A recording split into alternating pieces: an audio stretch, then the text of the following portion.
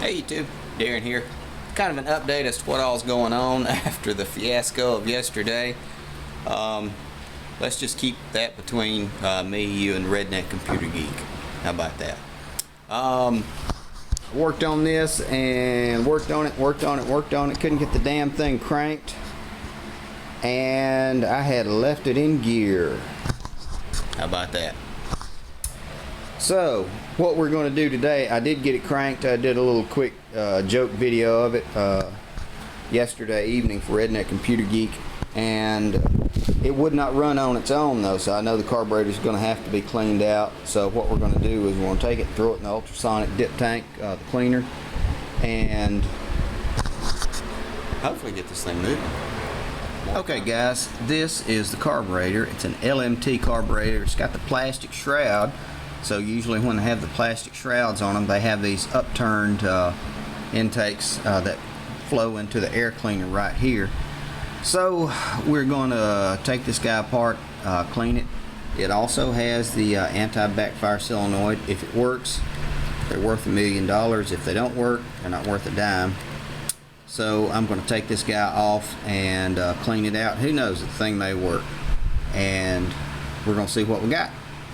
More to come. Okay guys, we are going to take these two bolts off that hold the carburetor onto the intake, and they are 7/16.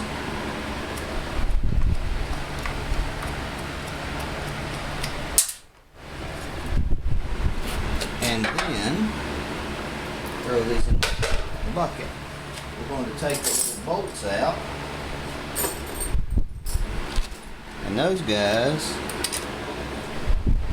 5/16. And then I'm going to disconnect the fuel line and tuck it up.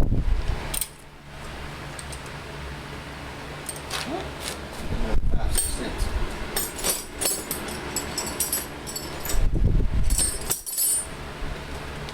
There we go. There. We're going to tuck the fuel line up and get it out of the way.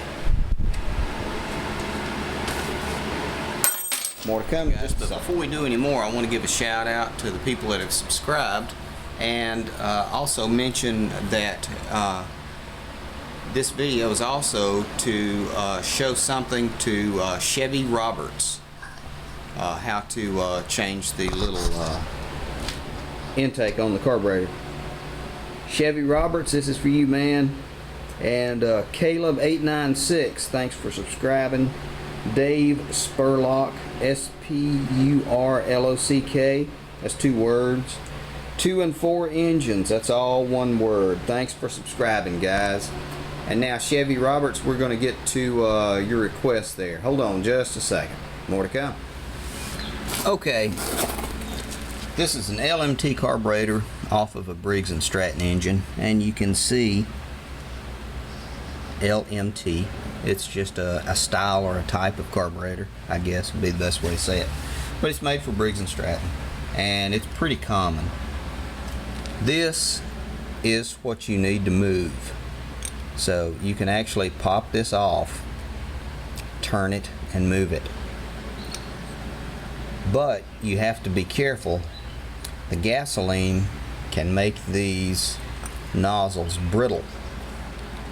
And by brittle I mean they will crack like that and be just about useless.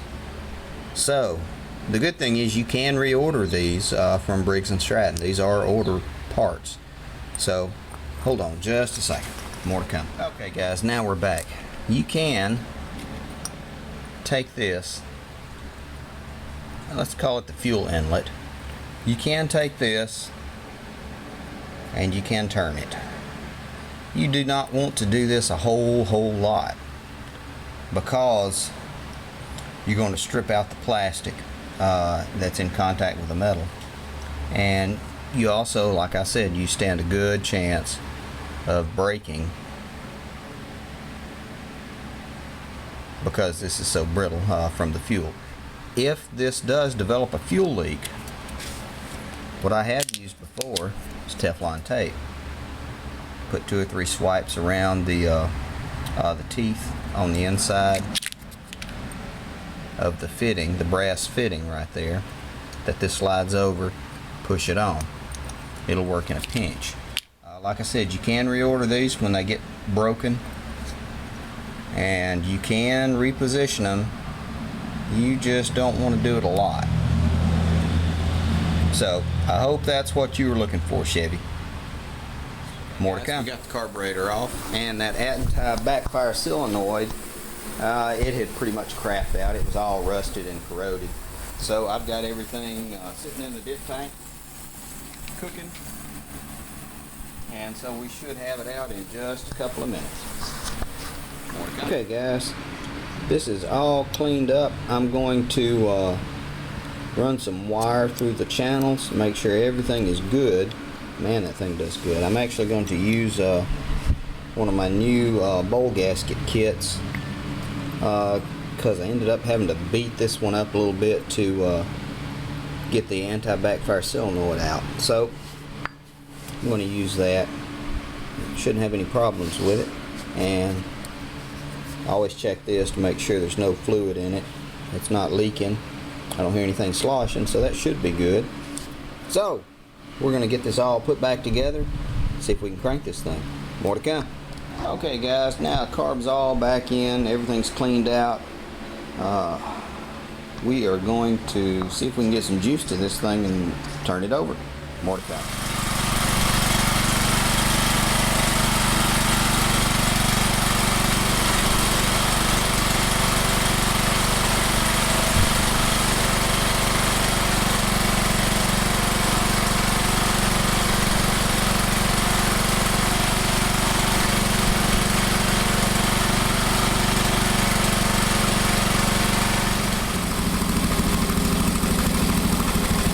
Not too bad with the air cleaner off. I can get the chop out once I put the air cleaner on. The drive belt is popped off of the drive pulley, so I'm going to have to drop it and put it on. I wonder if the blade's engaged. Let's find out.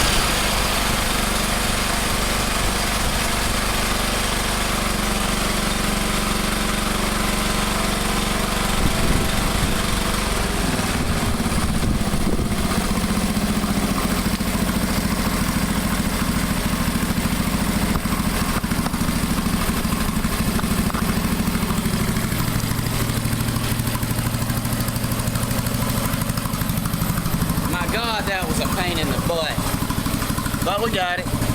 Thanks for watching and putting up with it. Hell, I wasn't sure we'd have it. So I'm going to have to put a new pulley on because the drive pulley is bent. I don't know how the hell that happened, but it's actually pulled down.